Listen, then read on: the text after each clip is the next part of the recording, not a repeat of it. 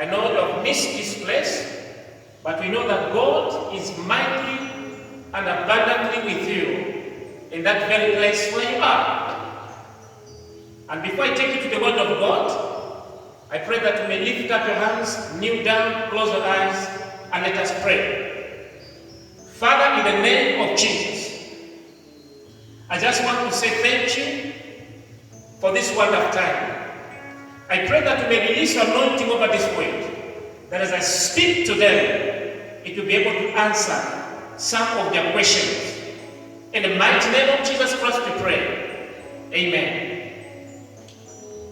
Today I'm going to talk to you on a very important subject that will be able to answer some of your questions.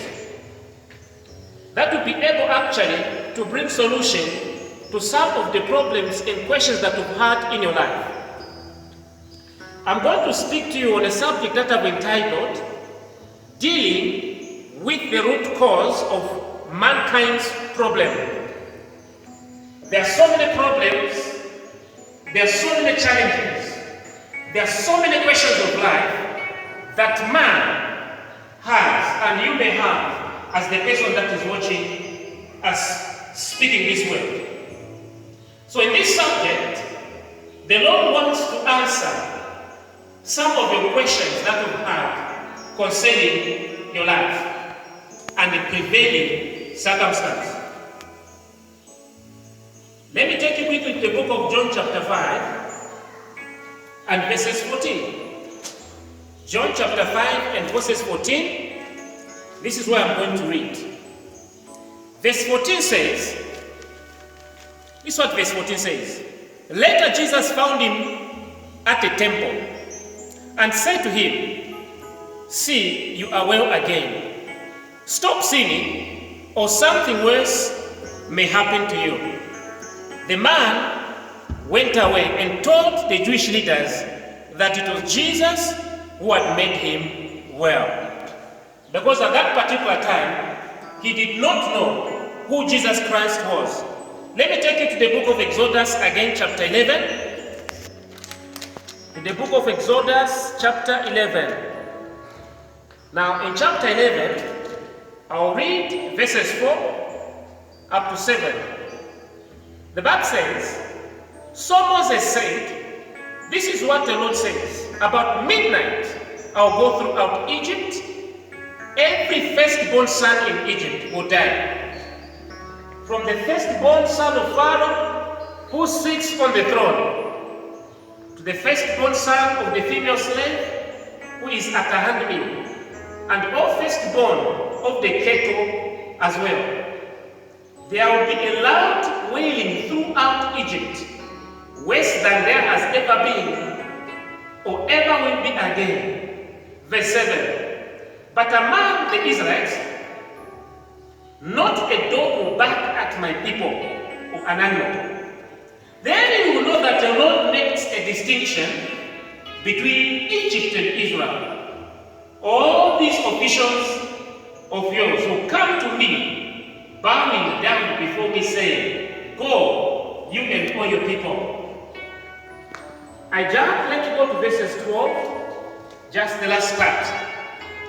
Verse 21, the Bible says, "Moses summoned all the elders of Israel and said to them, 'Go at once and select the animal for your families, and slaughter the Passover lamb.' 22, take a bunch of hyssop, dip it into the blood in the basin, and put some of the blood on the top, on both sides of the door frame. None of you shall go out of the door or your house until morning, when the Lord goes through the land to strike down the Egyptians. He will see the blood on top and sides of the doorframe, and will pass over that doorway, and will not permit the destroyer to enter your houses." We thank God for the reading of His word. And the Bible says that it used to happen that at a certain season, the angel of the Lord would come and stir the water once in a while. The angel of the Lord would come and stir, and the Bible says the first person who jumped into the water first regardless of the disease, regardless of the complication or the problem they had, that problem would end there and there. And I can imagine that there was competition, there would be competition. I could imagine how many people would rush into the water and come out soaked, but only one man healed. Because the rule was, the first one who jumps into the water would be healed, regardless of the problem. That's not my concept. This man got his healing that he waited for a long time. He got an answer that he was waiting for a long time. And after getting the answer, there is something that this man did not know. Something that he did not know was the root cause of his problem. He did not know why the sickness or the problem he was facing had come upon him. And so after healing him, Jesus had to meet him again. I thank God that after receiving healing, he found him into a rightful place, and that was the temple. And these are the words that we are just reading here. When he said, "Look, you man, you are well today. Therefore, stop sinning, or something worse may happen to you." Then after that, Jesus Christ left, and that man went his way. That's when he realized that the man who healed him was Jesus. Now listen to me. When Jesus said to the man, "See now you are well, stop sinning, or something worse may happen to you," this implies the following things. Jesus was simply saying, the problem that you had, the root cause of the problem was a sin that was present in your life. And therefore, if you are to enjoy your healing permanently, there must be an immediate detachment from sin. Otherwise, if you receive your healing, if you receive your miracle, and still continue connecting yourself to the sinful acts and the sinful lifestyle, Jesus said, the chances are that you are likely to have the same problem, but not in the same quantity. This time you may have the kind that is worse than the first one. You are listening to me and watching me wheresoever you are. I'm here to tell you this, that receiving from Jesus Christ, receiving a miracle from God is not a problem. But the problem is maintaining it. And part of the solution on how to maintain the problem is discovering the root cause of your problem. Jesus came to him to reveal to him that all this time that you have suffered, the root cause of the problem that you had was only sin. And so the solution that I'm giving you, in order for you to enjoy the permanent healing, disconnect yourself from sin and connect yourself unto Jesus. I'm here to tell you this. If you are to enjoy the anointing of God, if you are to enjoy the presence of God, if you are to enjoy the blessings of God, there must be an immediate cut-off from sin and an immediate attachment to Jesus Christ. And in that case, anything that you receive from God will be permanent. The most important point is this. Jesus was able to tell this man the root cause of the problem, and so instructed him to detach himself from the source, which is sin, in order for him to have the permanent healing. Before I go to explain the other scriptures and perhaps give you some of the solutions to some of the current situations and problems that we're in, when it comes to this man, the root cause of his problem was a sin. Before you can misunderstand me by thinking that I'm teaching you that every problem, every challenge, or disaster and calamity that appears in the life of a man is because they have sinned. Before you misunderstand me into that line, let me tell you this on the number 2 part, that In the entire universe, there are 4 sources of calamity. Let me say, in the entire universe, every problem that you may look at, every challenge a person may pass through, we can only categorize them or classify them into 4 sources. You can mention to me this problem. It may fall in either of the 4 sources that I'm going to give you. So in the whole world, in the entire world, there are only 4 categories which are the sources of the problem of either of this person or that one there. Number 1, they are what we call self-propelled problems. There are certain challenges or problems that mankind may face. Sometimes nations, continents, and everywhere. There are those that come, not because they come from anywhere, but they are self-propelled.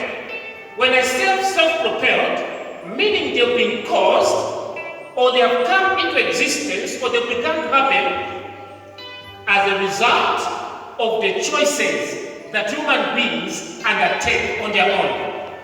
Remember, God has given us the choice, the free will to choose what we are supposed to do.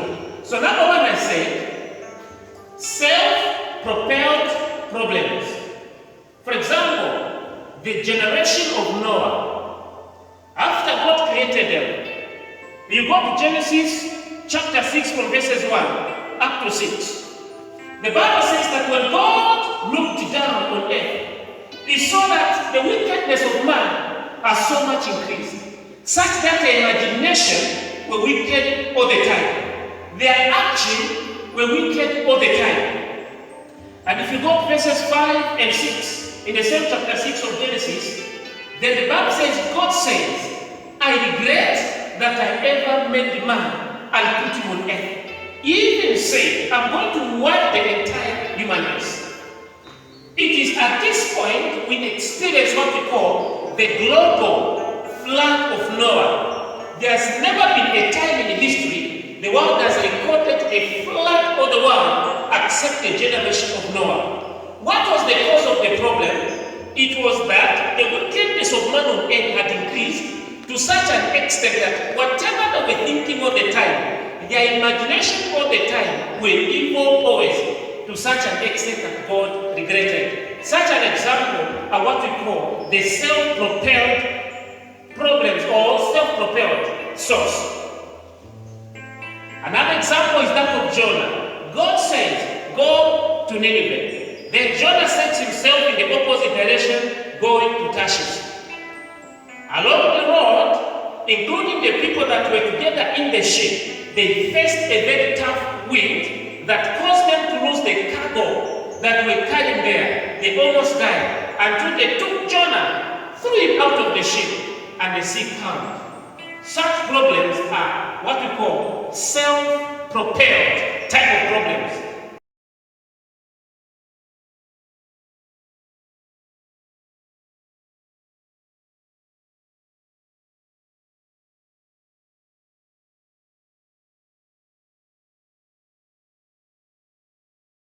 Demonically propelled or demonically part of origin. If you read verses 21, this man, the father, brought a child to Jesus Christ and said, Jesus Christ asked him a question, for how long has this boy been like this? Then the father says, well, this boy has been like this from his childhood. That means if we say this child had committed sin from childhood, since he was a little boy, yet the evil spirit, because of the environment and the place where he was born, he was afflicted. Many times the evil spirit would throw him into the waters, sometimes into the fire, in order to try to terminate his life. And he said, if possibly you can do something, Lord help us. What I'm saying, there are problems that the world may face. There are problems that you may face that are really right from the kingdom of darkness. Let me tell you that there are two extremes Satan likes so much. The first extreme is the person who believes that that everything that happens around him is the devil. Anything, the blame is to the devil. That is another extreme the devil likes so much, because he knows that everything, even a natural thing, the devil is involved. The other extreme that the devil likes so much is those that mean that there is no Satan, there are no evil spirit, there is no witchcraft, there is no satanism. It's another extreme the devil likes so much. You have to balance it. The third one is what we call divine arranged problems. Divine arranged problems. This one, let me quickly read with you in the book of John chapter 9. Let me quickly read with you in the book of John chapter 9 and verses 1. It's a very common story. This is what the Bible says. As he went along, he saw a man born blind from birth. His disciples asked him, Rabbi, who sinned that this man or his parents that was born blind? They asked him, Teacher, who sinned that this man or his parents that was born blind? Verse 3 he says, Neither this man nor his parents sinned. Jesus said, This happened so that the works of God might be seen displayed in him. Now you can get from that scripture that the disciples had this understanding that if a person had a problem that seemed to be so complicated, then to them it was because the man had sinned, or maybe the parents had sinned. In this case, we hear just Christ saying, the problem of this man, or the blindness of this man, has nothing to do with his sin. It has nothing to do with the parents' sin. This came upon him so that the power of God might be seen upon that person. Meaning there are some calamities, there are some problems that God permits, that God allows, so that the glory of God and the power of God might be seen at work here on earth. And when he reached at that point, he spat on the ground, picked the spittle, rubbed his eyes, and the man was whole. These divine arranged problems, or there are those problems that have a source from God. When God has permitted them for the purpose of showing his power, for the purpose of testing our faith, for the purpose of building us, such type of originating type of the problems, we call them the divine arranged one. That's what I call them. There are also problem number 4 that are called the natural kind of origin. Those that take place because it is their time to take place. The Bible says that under this side, there is time for everything.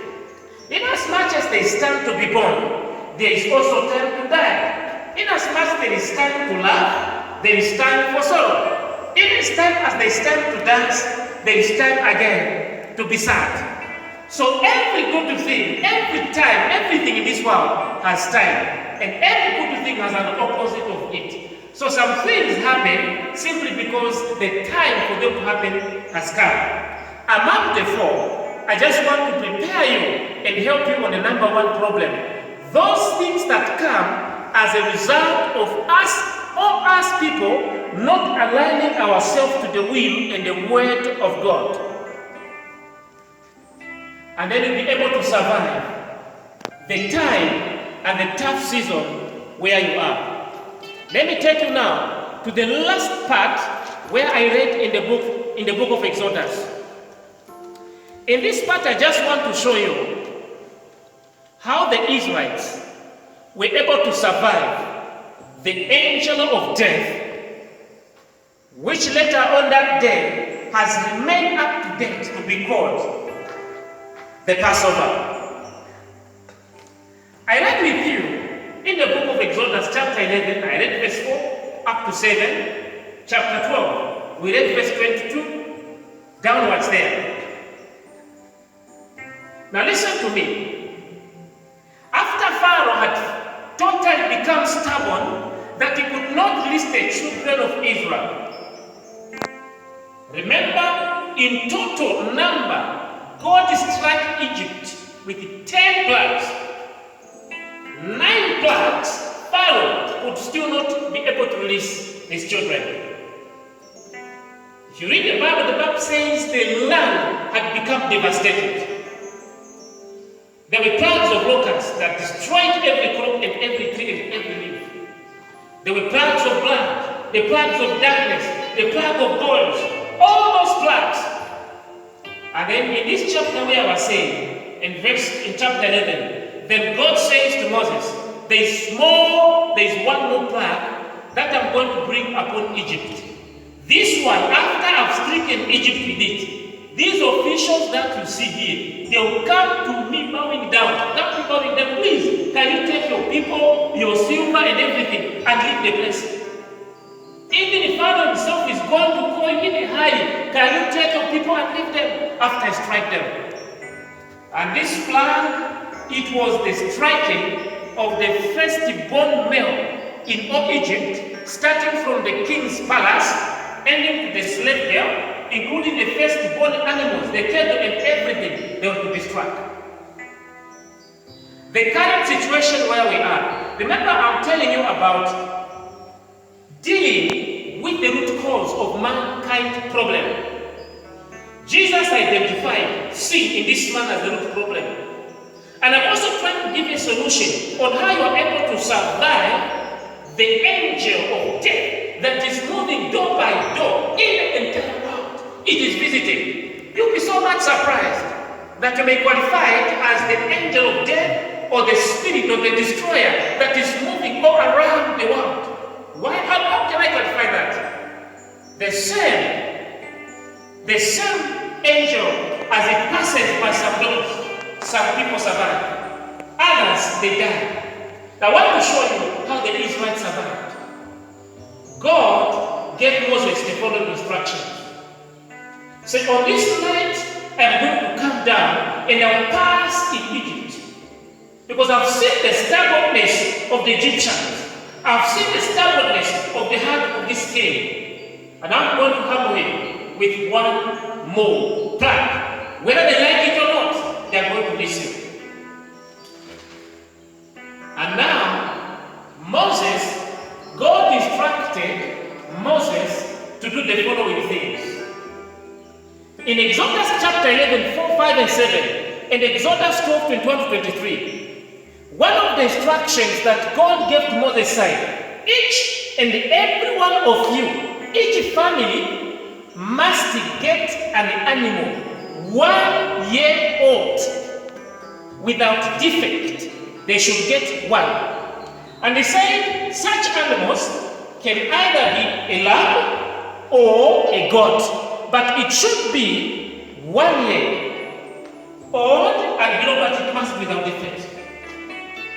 And you know, in John 1:9, when John saw Jesus Christ coming towards him, he said, behold, there comes the Lamb. So the Lamb here, in this passage, represents Jesus Christ, because he is the Passover Lamb that actually, who carries away the sins of everybody that believes in him. So the first instruction, each family must get the male lamb without defect. And in this case, we're talking about Jesus Christ.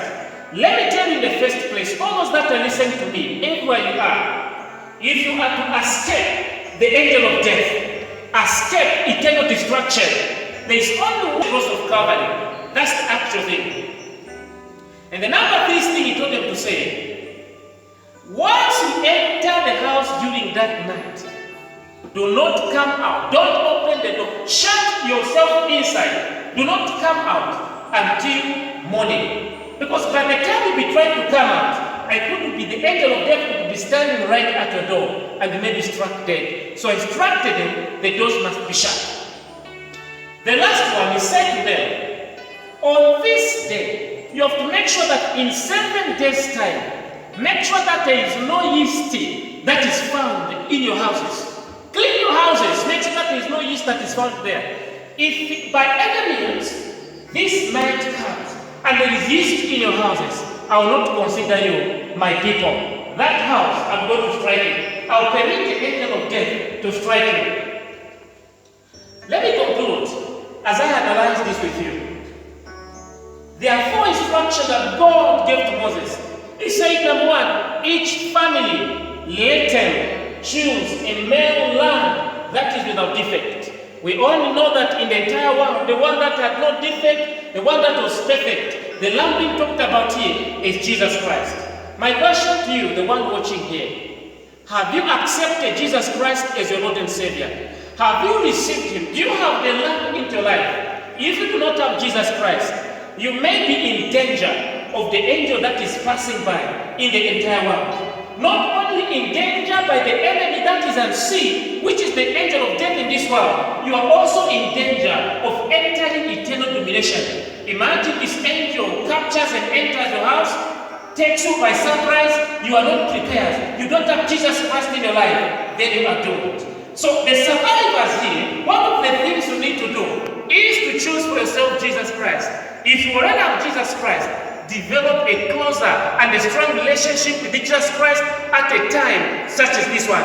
That is the first instruction that God is giving you in a season like this one. The Bible says the blood of the Lamb was placed there because the moment you accept Jesus Christ Himself, the blood that shed on the cross of Calvary gets activated in your life. You receive the protection. It will serve as a sign. It will serve as a mark that these do not touch them. They are the belonging of Jesus Christ. They are the chosen ones of God. Children of God, I'm here to tell you, do not be afraid. Do not be scared of anything. As long as you are a child of God, you are washed in the blood of Jesus, marked in the blood of Jesus, the angel shall come at your door, but you will not enter to come and touch anyone in your house. He will not touch the dog. He will not touch your possession. He will not be touched. He is going to pass over you. That's why that name was given, Passover, because as the angel came and found the blood on the door, he passed over them. Any activities, any kind of speech, any form of things, in the kind of lifestyle that opens a door to Satan in your life, you stay away from them. Because as you continue to live in sin, I'm sorry I'm here to tell you this, the angel of death may locate you. For the blood of Jesus to wake upon you, for the Lamb of Man, the power that has to wake upon you, you have to make sure that you don't open doors to Satan. Keep your doors closed. What it means here, it is the door of your heart. It is the door that permits Satan to enter, to have a stronghold or a foothold into life. He says, do not go out of the houses. Lock yourself until morning. The last part he says, there should be no yeast that must be found in your houses. In 1 Corinthians chapter 5, verses 7, Paul says, remove the yeast of sin from among yourselves. Yeast is the presentation of sin. When we are sitting our homes clean, this is a time that people ought to examine themselves. Paul again said in the book, in one of his letters, he said, examine yourselves, you that think you are standing least of all. It is the time you need to check your life. And every form of sin, every form of inconsistency that you may find yourself into, chuck them off, clean them off, because one of the protections that will be there is that you have to remove. God said to them, if I find yeast, I will not consider one of mine. Remember, sin is the one that keeps us away from Jesus Christ or God Himself. Remember, we are saying, dealing with the root cause of mankind. And we have found that one thing that I've discussed with you is that we need to deal with all manner of sin. Have Jesus Christ in your life. And once you have Jesus Christ in your life, the blood that shed on the cross of Calvary will be activated upon you. Make sure that you close the door against any spirits in your life. How do you do that? Act on the word of God. Act on the word of God. And the last part is, examine yourself. This one says that there should not be any yeast that must be found in your home. I hope you have been blessed listening to the word of God. I ask you to close your eyes and let me bless you. Father, in the name of Jesus, I pray and I pray that the angel of death will not locate these your own. As the Spirit moves right upon the doors, he will see the mark of the blood of Jesus and he shall pass over them. The viruses, the diseases, they are afraid of them. They shall pass over them. Do not be afraid. God is with you. And that is the word of God. In Jesus' name. And everybody say amen.